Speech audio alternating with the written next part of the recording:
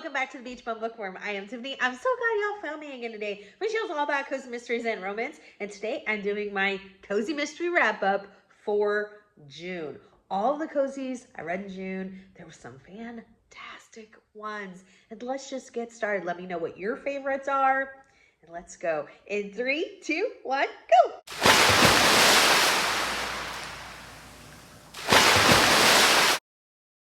Remember, hit that like button, hit that subscribe button, and the notification bell so you don't miss any other videos. Support is free. I can't thank you enough. I'm having such a blast. Okay, let's talk about the cozies I read. Oh my gosh, there were so many good ones. The first one is How the Murder Crumbles. This is the first book in the Cookie Shop series by Deborah Sonnenfelder. I loved this new series. This debut, not debut for the author, but debut for this series. Oh my gosh. I gave it 4 to 4.5 cups of coffee because I think it's probably closer to a 4.5. I can't say enough. Okay, so our main character is Mallory, and she purchases her aunt's cookie shop in this small town in Connecticut. And she's getting everything ready because she changed a little bit of like the decor and stuff like that. And at the kind of opening, this woman in town who everybody seems to have a problem with, her name is Beatrice, she comes in and she makes this big scene saying that Mallory stole one of her recipes. So Mallory's recipes are actually her aunt's recipes. So there's that going on. But she also knows that her aunt wouldn't have stolen the recipe either. So she goes over to talk to Beatrice at her house to kind of like, okay, we need to work things out because I can't have her going around saying that I stole recipes from her. And she finds Beatrice dead. So that's where we start off. This was so much fun. I really love that we got a cookie shop cozy. There are a few, but there's not enough because I feel like that's like a cozy thing, right? Cookie shop, that just sounds really cozy. And this one's really fun because it also does like cookie bouquets. So not just like come in and get your cookie out of the bakery case, but like, hey, here's a bouquet that you can buy for your child's graduation party or a retirement party or whatever. And it'll have like themed sugar cookies decorated. And I love that idea. I cannot wait for book number 2. This was fantastic. Next up, we have the first book in the positively organic cozy mystery series. It's called Kneading To Die. This is by Liz McGuarvio. Hope I'm saying that right. I gave this 4.5 stars. There was one line in it that just bothered me, and so I knocked down half a star just because that one line, because it just bothered me. This was fantastic. Oh my gosh. So our main character is Kristen. She goes by Stan, and she loses her like high stress job that she was really good at. It wasn't like her fault at all. She was like a PR person and something went wrong, but she was like, well, I don't think that there was anything like I could have done to spin that story sort of, issue. So she needs a change, and she finds this house that she really likes in this small town because she was in the city. And so she's like, I'm just going to change it up. I have plenty of money saved up. This is what I'm going to do. So she buys this house, and she's kind of getting settled and meeting everybody. And this woman comes over who's a vet in town, and she's like, you have to bring in your animal to get a checkup done so I can open there. And she's like, well, I'm not really interested in that. I'm not looking for a vet, this, and that. And the woman's very insistent. So she's like, fine, I'll make an appointment. And she finds her dead at the vet clinic, the veterinarian. The veterinarian had done some things that had made a lot of people in town mad. Well, also, the other part is the reason that Stan didn't really want a veterinarian is she's very into like holistic things. She bakes and makes all of her cat's food because her cat had some like issues health-wise, and she's been able to maintain that and make the cat very healthy and comfortable through these, making their food and, that sort of thing. So other people start requesting Stan's food for their dogs, for their cats. I think that is a really fun premise for a cozy. It worked in this one. I cannot wait to see actually what happens next because I loved book 1. Next up is the first book in the Resale Boutique by Deborah Sennefelder. It's called Murder Wears a Little Black Dress. I gave this 3 cups of coffee. I enjoyed it. So this one, our main character is Kelly Quinn, and she takes over this secondhand shop that I think her aunt or somebody, her grandmother's consignment shop, but she wants it to make it into like this a more upscale boutique. And what happens is this woman comes in and she's like a psychic, or she's something, I can't remember what she actually calls herself, but anyway, she put on a dress and she could feel that somebody in the dress had been murdered that had worn the dress. And so that's not a good look for Kelly's brand new, business and what she's trying to do here. Well, that woman ends up dead. So then Kelly's a prime suspect as well as some other people, and she's just trying to figure out what's going on so she can get back on track with this resale shop. Again, I gave it 3 cups of coffee. I really enjoyed it. I'll read number 2, but I'm not that into like boutiques. It's not necessarily like my main interest, so I don't know that I'll continue this series long term, but it's just a personal thing. It was very, very fun book. Next up, one of my favorite books of the year I read in June. It is the 6th book in the Noodle Shop series, Killer Kung Pao. Now, this series is by Vivian Chen. I just interviewed her. You should go back and watch it because she is hysterical and fantastic. I loved her. Okay, so I have loved this series, and I love it each more as the books go on, but this one was by far my favorite, partly because it centers around a murder and a hair salon. So these 2 women get into this like little fender bender in a parking lot, and then they're at this salon, and our main character, Lana, is also there. She's just trying to relax. It's like a Saturday. She's getting her hair highlighted as usual, which is awesome. And she just wants, to veg out a little bit. And there is something happens and the lights go out at the hair salon. And when they come back on, one of the women who was in the fender bender, they had been arguing the day of the accident, and of course they're still angry at each other. Well, both of them are there, and one of them is dead at the salon. And a lamp or nail lamp or something was thrown into the foot bath that she was using.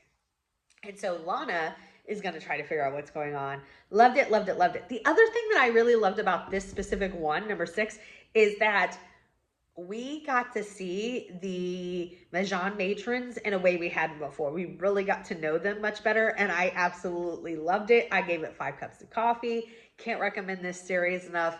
Fantastic. Next up was a highly anticipated read for me. I'd been wanting to try this series for a while. It's the Street Food Cozies. So book number 1 is called, I do like the title, Hostile Talkover. This is by Gretchen Allen. I ended up giving it 3 cups of coffee. I enjoyed it. I will try number 2, but I'm not completely sold on this series. But part of it was maybe just like first book setup. I felt like it was a little too much going on, a little too it didn't always feel like the flow was, it kind of felt like this. Still, 3 cups of coffee. It's a fun premise. So our main character, she inherits a fleet of food trucks from her grandmother. And I'm so excited because each book is going to be about a different truck. So this one was obviously a taco truck, and then there's like a bratwurst truck, and then there's like a popcorn truck. I don't remember exactly all what they are, but you get the idea. I think that sounds fantastic. I am still super stoked to try number 2 because I enjoyed it enough where I'll definitely give number 2 a shot, and I am loving the premise.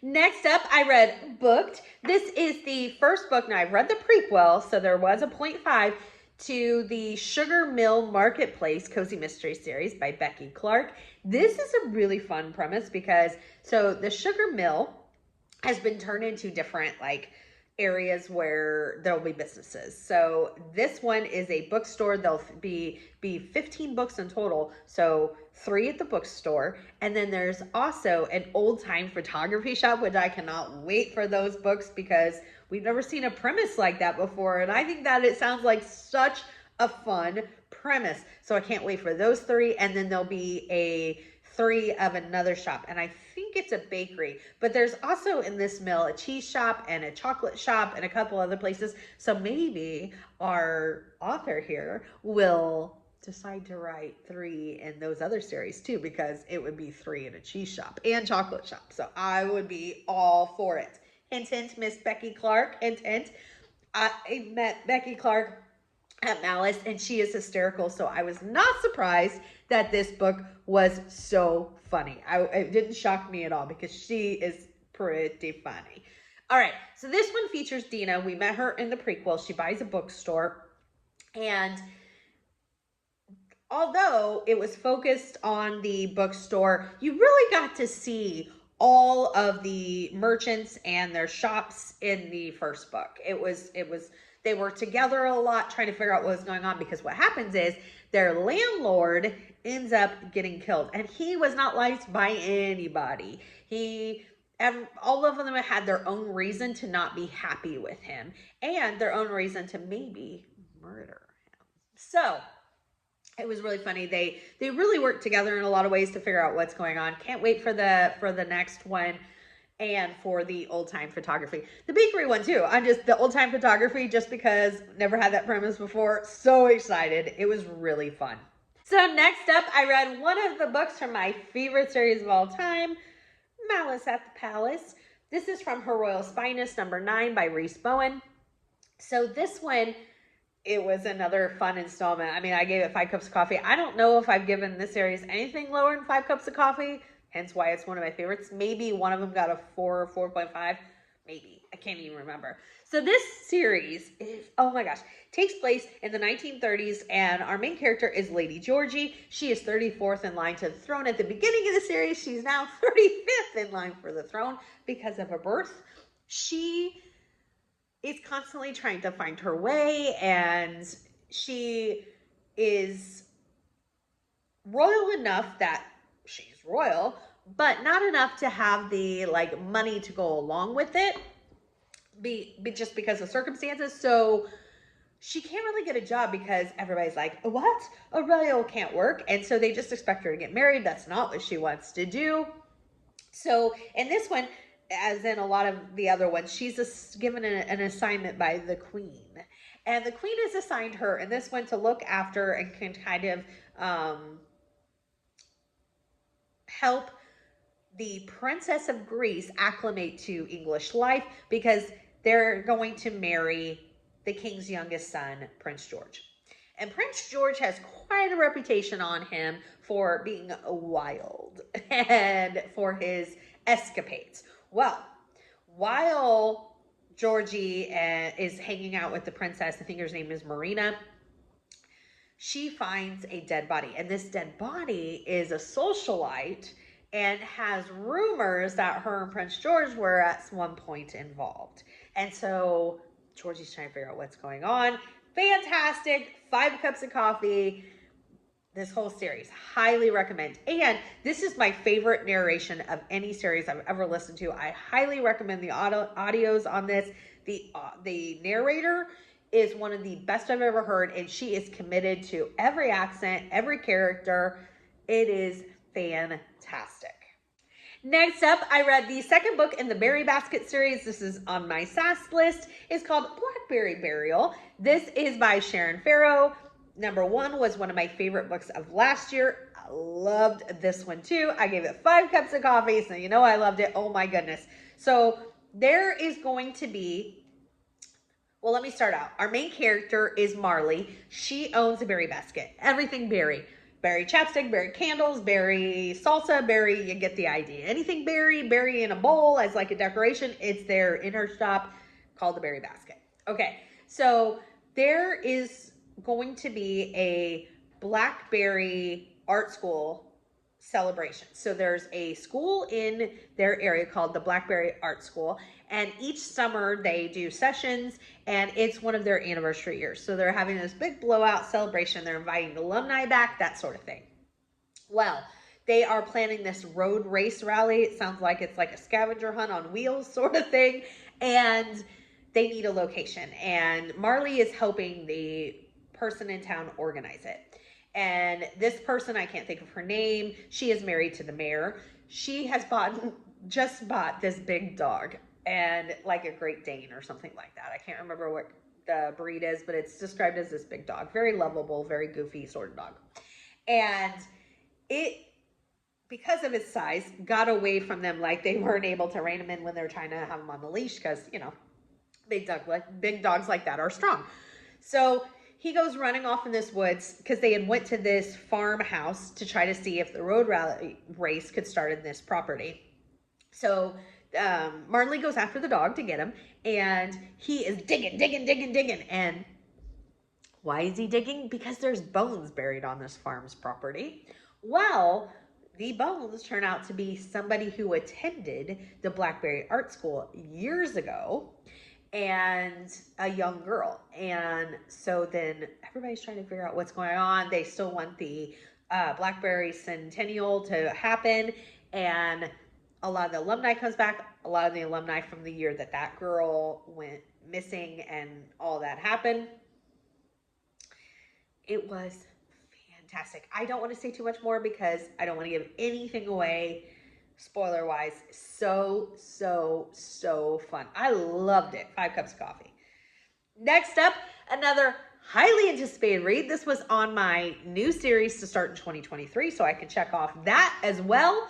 It is the first book in the Jelly Shop mystery series called Jellies, Jams, and Bodies. This is by Donna, Walo, Clancy. I gave this 4 cups of coffee. I cannot wait for this first one, or for the number 2. It will definitely go on my SAS list next year. I loved it. You talk about cozy. So this series, it takes place in a small town, coastal town in Maine called Whippoorwillow Junction, and does not sound pure cozy. Whippoorwill Junction. It does to me. And our main character is purchasing this, or leasing this area to open a business that is, the business is kind of odd. It's half jams and jellies, half wedding planning. Now, I like both of those, but interesting to put together.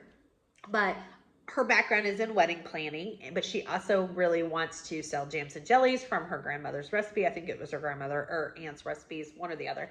And I loved this book. So one of the elders in the town who owns a lot of stuff, he's very well loved, he goes missing. And there's also another guy in town who is part in the real estate business, as well as this other guy that went missing. He's not well loved. Not well loved at all. Matter of fact, he's the exact opposite. A lot happens in this book. I don't want to say too much more. You know there's going to be murder. You know, I don't want to give anything away. So, fantastic. Really loved it. I loved when she was making jams and jellies, which is exactly why I was there for, and it did not disappoint. I will definitely be checking out number 2. And matter of fact, it'll probably be going on my SAS list because I can't imagine not loving the rest of the series because it was so good. Next up, another one on my SAS list I can check off. It's the 24th book in the Campers and Criminals series, Vistas, Vices, and Valentines. This is by Tanya Kappas. I gave it 4 cups of coffee. It's not a shock. I absolutely loved it. This features Mae West. She lives in Normal, Kentucky, where nothing's normal. So in the first book, her husband was arrested for white-collar crimes. They seized all his assets, except she was left with this campground in Normal, Kentucky. And so she goes there to live. It's really run down, and she has transformed it and made it a booming business, and that's where we are now. This series is so fun. Takes place in Kentucky. I said Normal, Kentucky. Okay. It features laundry cup ladies who are basically just a group of women that get together and gossip, you know, that sort of thing. I absolutely love them. So there's going to be this dance competition.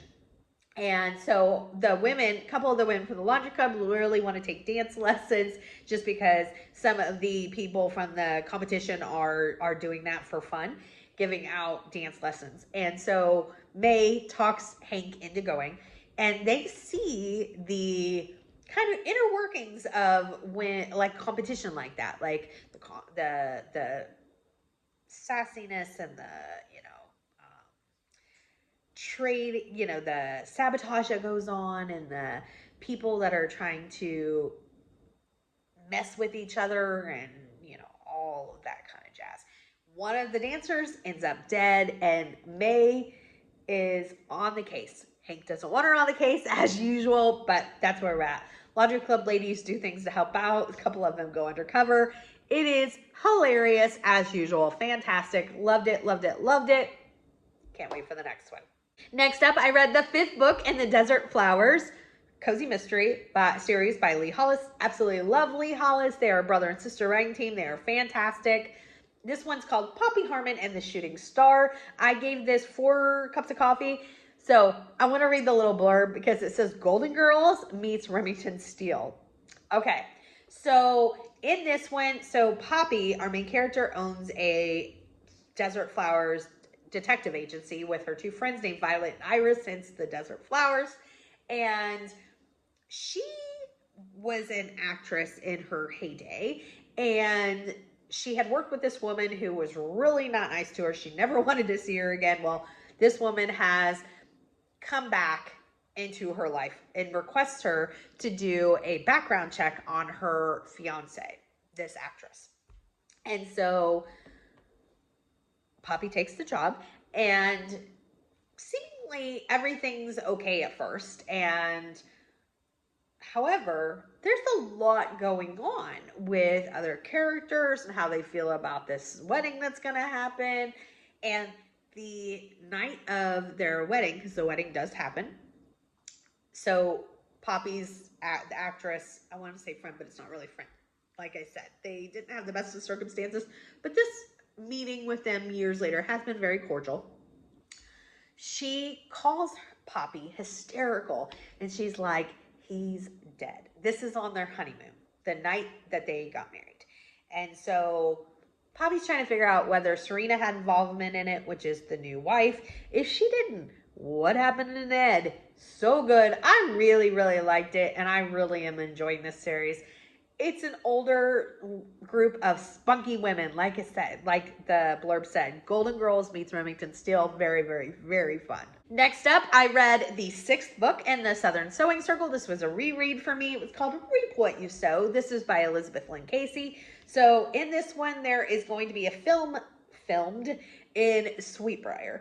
And they are going to let the people in the town be extras. And so they're all trying out to be extras. Everybody in the town. Like everything's shut down that day to be able to be there to try out to be extras. Well, Tori is one of the people picked. However, Leona, one of our Southern Sewing Circle main side characters, is not. Well, if you know Leona, that does not work for her. She is going to get in there and all those things. So the person is escorting Tori to go onto the actual movie lot. She's been picked. And Leona says to the guard that's kind of watching, like, and stopping people from going actually onto the set, she says, you can tell the director that Pookie is here. And so all of a sudden, Leona's given like full access, and holy moly.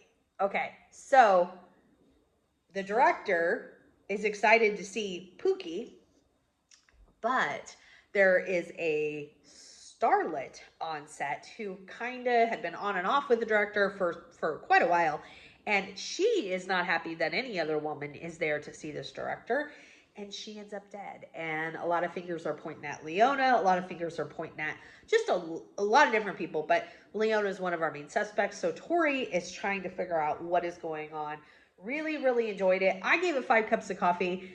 I know I was hearing some people say they didn't like when there was film sets on within Cozy Mysteries. I actually really enjoy it. I just think it's a good change. It's fun. I enjoy it. Can't wait to read the next one, which will of course be number 7. We're reading one a month for the Southern Sewing Circle year-long read-along. So one a month. So number 7 is in July, of course. Cannot wait for that. Next up, I read number 4 in the Murder, She Wrote Cozy Mystery Series, Brandy and Bullets. This was my first ever Murder, She Wrote book. This is by Donna and Miss Jessica Fletcher herself. This was for our Murder, She Wrote readathon. We might do another one because this one went so well and so many people loved it, including me. I had, like I said, never read one. I loved them. I ended up reading 2. You'll hear about another one later. I was really shocked at how much reading one of the books felt like an episode of the show, which was so comforting and so cozy. And I hope we do another one. I can't wait to read more of these. I'm going to save them just in case we do another read, although there's 56 in this series, so I'm sure it'd be okay to read another one. But anyways, holy moly. So this one particularly took place in Cabot Cove, but just like the show, there are ones where she's in other states, in other countries, that sort of thing. This one, there is this mansion that's in town, and it's always been able to be used like by the community. Well, the person who owns it passed away. The family member that he left it to says, I gave it to these people who are going to turn it into an artistic getaway. And the people in town aren't happy, but he's not turning it into something horrible. This artistic getaway is going to be for people who maybe need to focus on their craft and everything else, be able to tune out everything else. So it could be playwrights, it could be like composers for music, or artists, writers, that sort of thing. And immediately after they open, there is a death at the mansion per suicide. And there's a lot of hinky stuff going on at this mansion. So Jessica's trying to figure out what it is. I will say that there were parts of this that I thought were darker than a general cozy, and kind of even dark for Murder, She Wrote. I was surprised by, but not over the top where, you know, I just was shocked by a little bit of it. Again, gave it 4 cups of coffee. Like I said, I read another one that you'll hear about in a minute. I cannot wait to read more. If you would be interested, if you participated this time, or if you didn't, but you would be interested in participating again in a Murder, She Wrote readathon, let me know in the comments below. You can put a emoji for whatever you would think Murder, She Wrote is. You can just say, yay me, I would love to, but let me know because we're considering it. And I would love to read more. Next up is actually the next Murder, She Wrote. It is the first book in this series. It's called Gin and Daggers. This is, of course, again by Donna and Miss Jessica Fletcher herself. And this one, so she goes to London in this book, and there is going to be a mystery writers convention, and there's an author there who lives there who has been Jessica's mentor and like for writing, and she is like the woman of mystery. And she's not in very good health, but while there's a bunch of people staying there, so not just Jessica is staying at this this author's house for the mystery convention, but also her publisher, her literary agent, like all these other people. And she is found dead, this author, this woman of mystery. And Jessica, that does not sit right with Jessica. And Jessica is looked at as one of the main suspects because Jessica found the body, and also there was this pin or brooch or something like that of Jessica's found underneath the bed. And so the detective, he's really looking at Jessica. Well, she, of course, is on the case. 4 cups of coffee. Loved it. Next up, I read book 10 in her Royal Spinus called Crowned and Dangerous. This is by Rhys Bowen. I read this for the Janelle-a-thon. If you did not know Janelle was a fantastic booktuber that she just had a passion and a love for books. It was so clear and evident by every one of her videos. Her channel is called Too Fond of Books. She sadly passed away. And so we wanted to honor her by doing a Janelle-a-thon. And Janelle-a-thon was read anything that would remind you of Janelle. So I, of course, wanted to participate because I love Janelle. I had interacted with her so much for March Mystery Madness. I loved her spirit and her passion for books. I can't say that enough. If you watch her channel, you know exactly what I'm talking about. If you have not watched her channel, her husband is going to leave up all of her videos for everybody to enjoy, which I think is awesome. So she read a lot of historical and like hard-boiled detective, and mainly from like the golden age. So this was a series I knew we both loved. Again, it's the Royal Spinus series. So I read number 10, Crowned and Dangerous, which is also on my SAS list. So thank you for Janelle for pushing me along on my journey. So this one, Darcy, which is Lady Georgie's love interest, his father is accused of murder. So they actually have to travel to Dublin, but he travels to Dublin, breaks up with her because he's like, you cannot be associated with this because I think my father's guilty. And, you know, you're royalty. It cannot happen. We cannot be together any longer. I'm done. And that does not work for Georgie. She's like, no, we are a couple. I'm going to support you. So she goes to Dublin to help out and prove the innocence of Darcy's father. Gave it 5 cups of coffee. I absolutely loved it. Loved it, loved it, loved it. I can understand why Janelle loved it. Again, too fond of books. Go check out her channel. She will be missed greatly. And March Mystery Madness will have a space that will not be able to be filled. We absolutely love you. We celebrate your life, Janelle.